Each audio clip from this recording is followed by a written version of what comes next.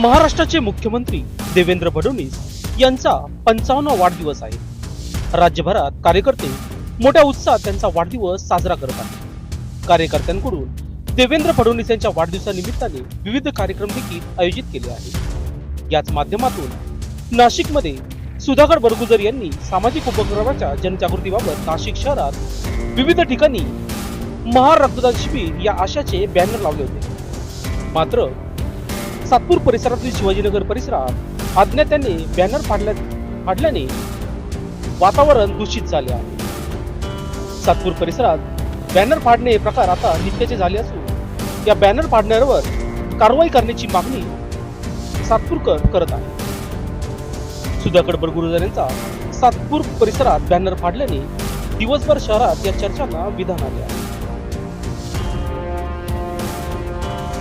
मुख्य सर्वेसाठी बंटी आढाव सातपूर।